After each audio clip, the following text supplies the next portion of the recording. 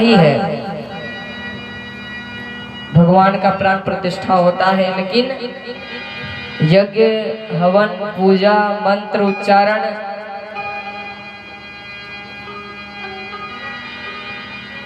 कथा कीर्तन भजन सत्संग इसलिए करवाया जाता है कि गांव में सुख शांति बना रहे, किसी प्रकार की प्रेत बाधा ना आए किसी पे भी। इसलिए ये यज्ञ करवाया जाता है।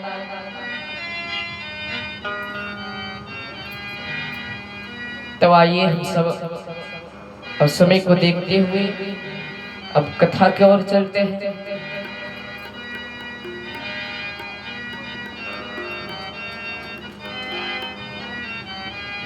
देखिए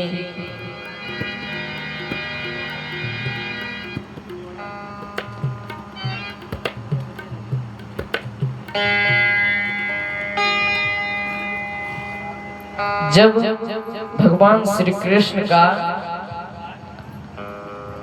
देखिए भगवान श्री कृष्ण का जब जन्म हुआ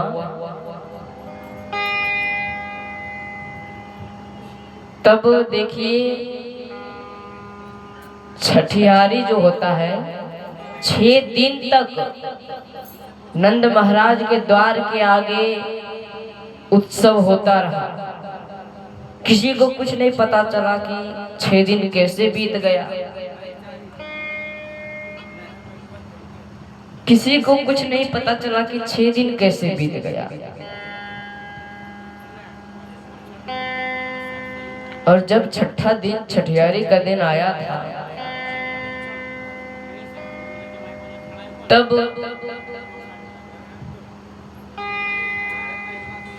कृष्ण भगवान 6 दिन में ही एक दैत्य को मार दिए, एक राक्षसी को मार दिए। कंस को पता चल गया था कि मेरा काल जन्म ले चुका है, इसलिए और वो भी गोकुल में जन्म लिया है मेरा काल। तब भगवान श्री कृष्ण को मारने के लिए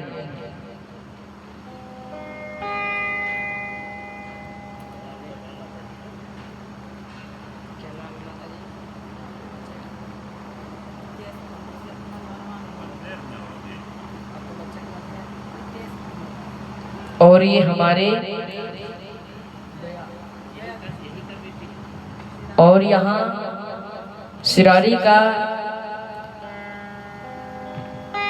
ये बेटी हैं रितेश जी की माता जी और गया जी के रहने वाली हैं। उनकी तरफ से ये 500 रुपए का बहुत बहुत आशीर्वाद आया है मुझे। और ठाकुर जी इन पे कृपा करें कि ये दाता का खाता कभी खाली ना हो और इसी तरह हर स्थान पे जाके दान देते रहें और भगवान के भजन में लीन रहें।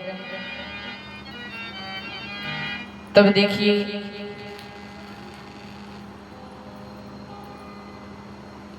कंस एक पूतना नाम की राक्षसी के पास पहुंचे। पूतना नाम की राक्षसी को तो आप सब जानते होंगे जरूर।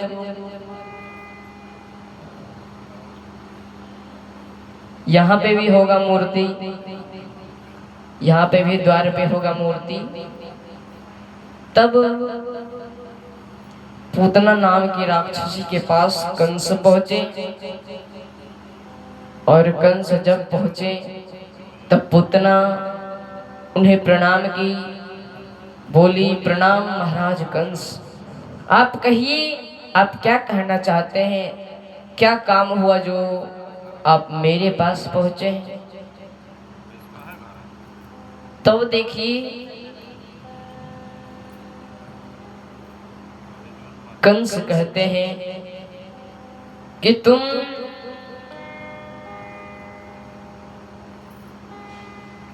मेरा एक काम कर सकती हो, मेरे काल को मारना है तुम्हें। तो पूतना बोली कि जरूर महाराज, मैं आपके कार्य को करूंगी। ऐसा ही तो काम करने के लिए मैं दिन रात भटकती रहती हूँ इधर से उधर। कैसा काल? तब कंस बोले कि पिछले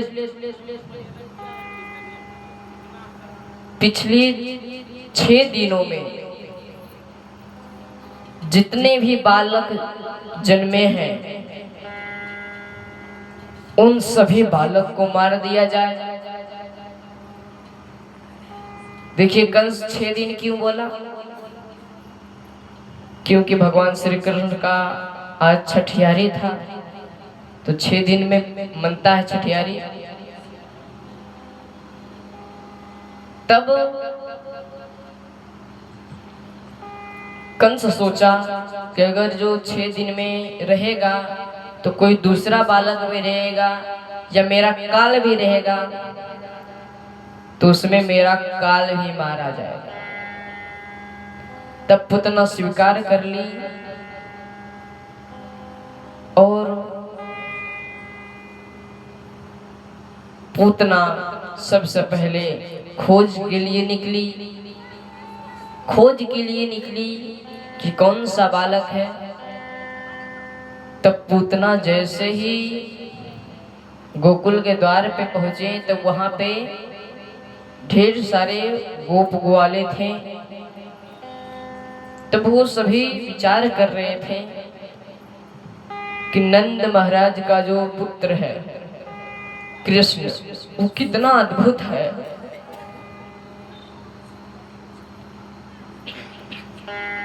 वो कितना अद्भुत है, उसका रूप कितना अच्छा है। सभी गोप ग्वाले सब उनके स्वरूप का वर्णन कर रहे थे। तब पूतना को आवाज सुनाई। तब पूतना अपने स्थान पे गई और एक बहुत विषैले सर्प को अपने हाथों में पकड़ी और अपने स्तन में दूध के जगह जहर भर ली। अपने स्तन में जहर लगा ली और चल गई गोकुल। गोकुल के द्वार पे जैसे ही पूतना ठहरी तो पूतना मन ही मन सोची कि अगर जो मैं ऐसे राक्षसी के भेष में जाऊंगी तब मुझे लोग पहचान जाएंगे कि ये राक्षसी है। अगर जो मैं कोई सुंदर स्त्री बन के जाऊं तो मुझे कोई नहीं पहचान पाएगा।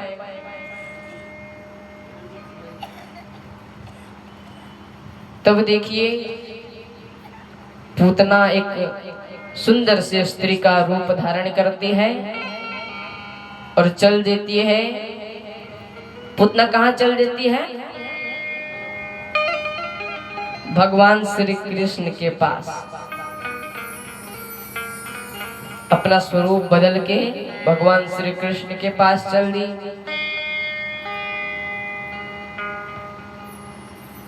तब पूतना चलते चलते पहुंची और नगर में जितने भी लोग देखते उन्हें, जितनी भी स्त्रियां देखती, तब कोई बोलते कि लगता है कि देवलोक की अप्सरा है। तब कोई कहते हैं कि स्वयं लक्ष्मी है, कोई कहते कि स्वयं सरस्वती है, कोई कहते कि स्वयं माता पार्वती है।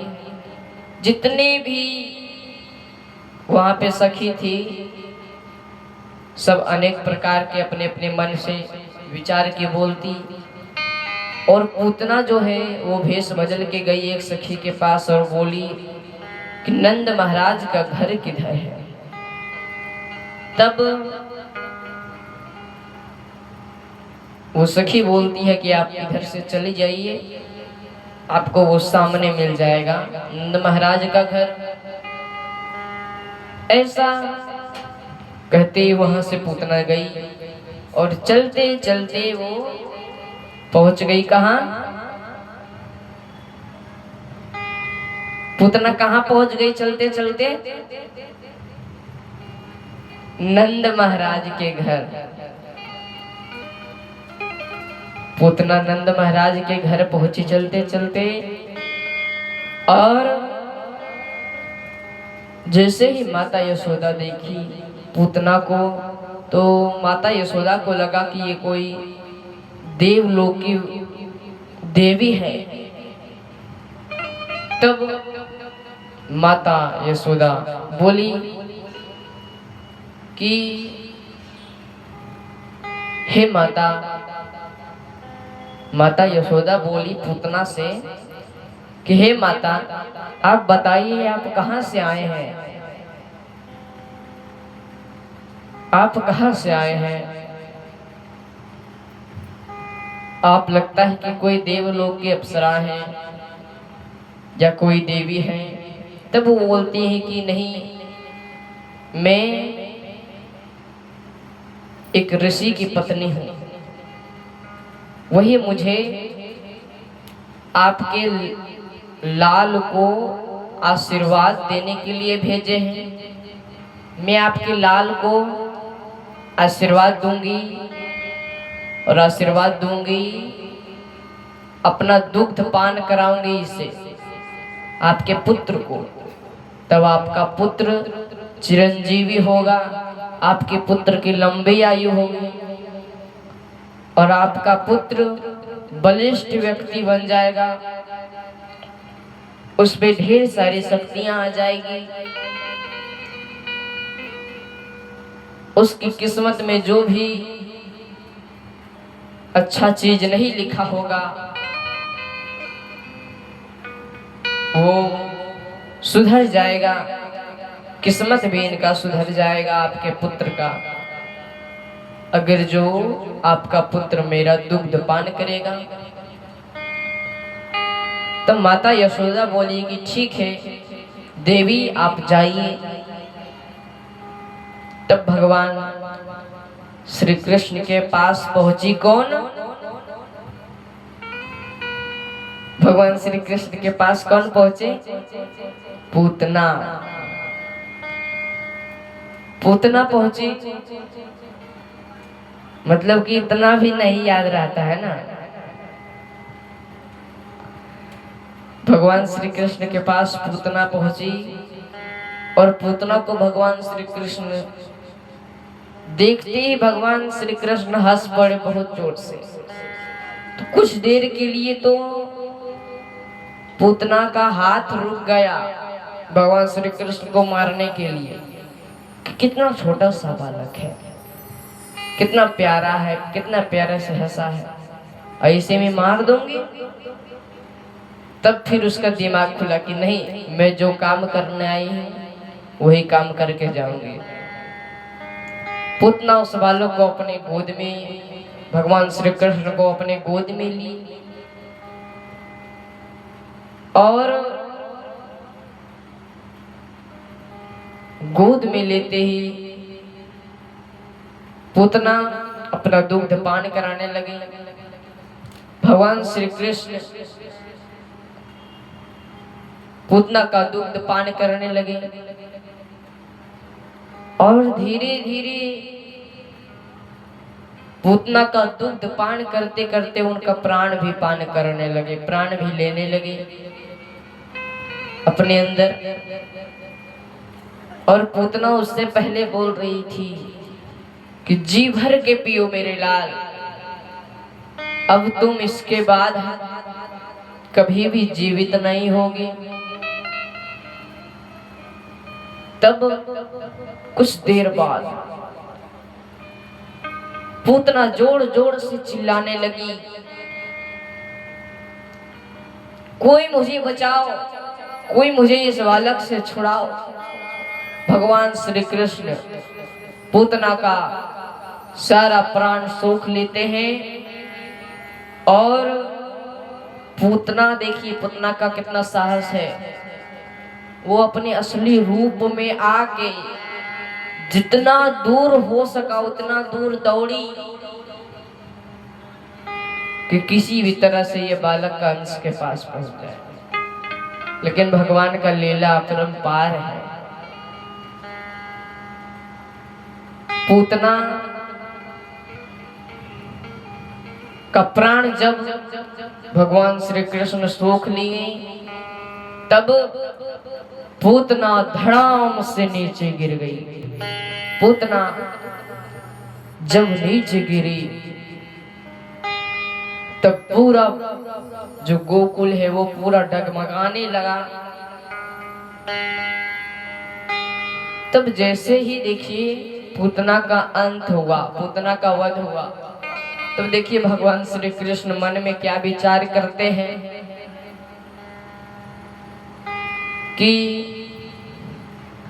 कि देखो इस सब राक्षसी को या राक्षस को सब मेरे ही हाथ से मरना रहता है। अब मरना रहता है तो जन्म लेते ही तंग करने आ जाते हैं ये सब, इसलिए मार देता हूँ। बच्चे में ही तंग करने आ जाते हैं। जब मैं राम बना था तब ताड़िकासुर को मारा, और आज कृष्ण बना हो तो 6 दिन में ही, बचपन में ही पूतना को मारना पड़ा।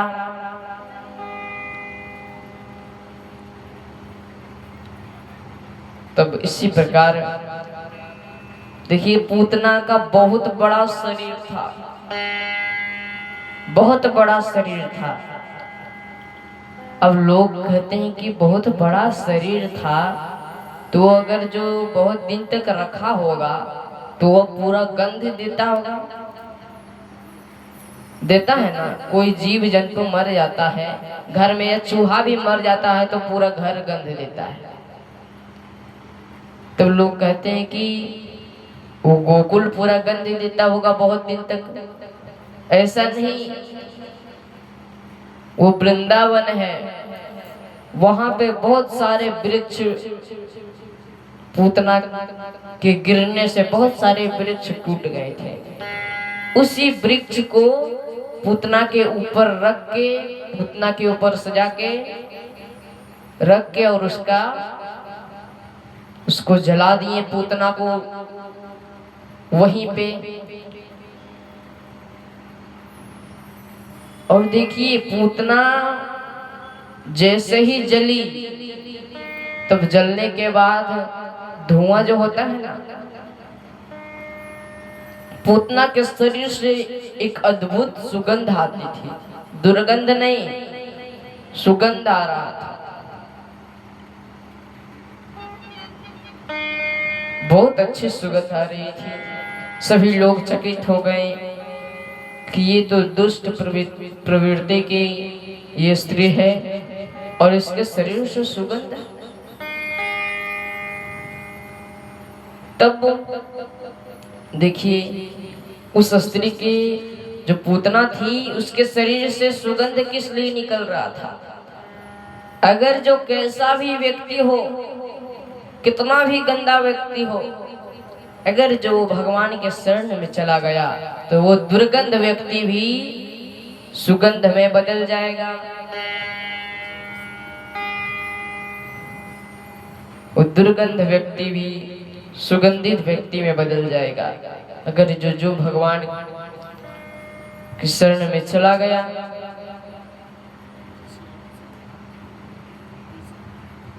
जैसे हम सब देखिए अभी एक स्थान पे बैठे हुए हैं, आराम से कथा सुन रहे हैं, भगवान का भजन कर रहे हैं, चिंतन कर रहे हैं। अगर जो किन्हीं को यहाँ पे चिंता है, देखिए हम एगो अभी बात बोलने वाले हैं, बुरा नहीं मानिएगा कोई। जिनको चिंता होता है ना, जिनको चिंता नहीं होता है उनको ज्यादा नींद आता है। वही जहां मन वहां, कथा में भी कोई बांस मिल गया, कोई खंभा मिल गया पीछे, बस मगन है अपने धुन में। और जिनको टेंशन है तो वो चिंता छोड़ के भगवान के भजन में मगन हो जाएंगे, भगवान के कथा में मगन होके सुनेंगे।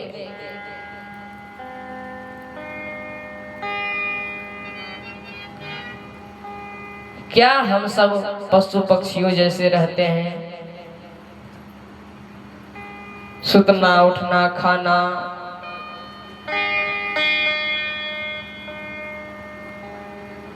तब देखिए पशु पक्षी भी सोते हैं तो हम सब भी सोते हैं।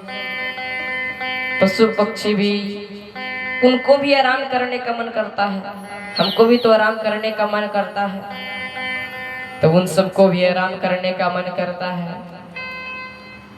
हम सबको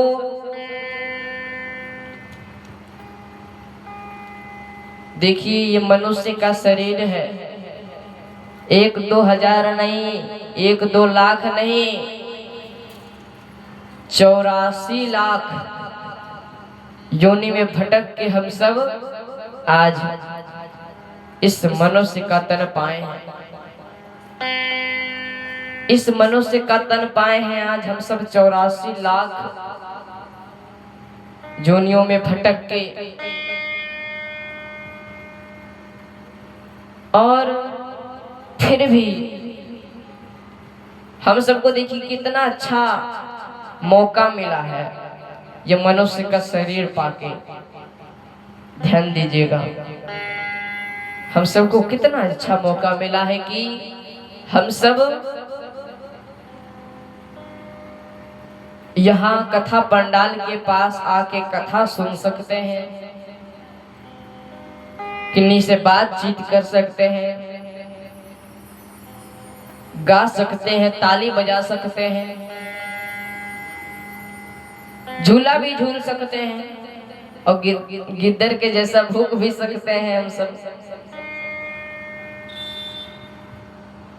तब हम सबको भगवान कितना अच्छा शरीर दे दिए। और जैसे आप सब जानिए डीओजी साहब को, उन्हें कोई इज्जत नहीं मिलता। जानते हैं ना डीओजी साहब मतलब? डीओजी साहब मतलब नहीं जानते हैं?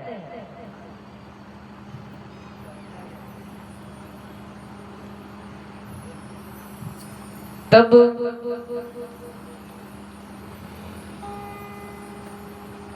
देखिए डीओजी साहब मतलब क्या होता है।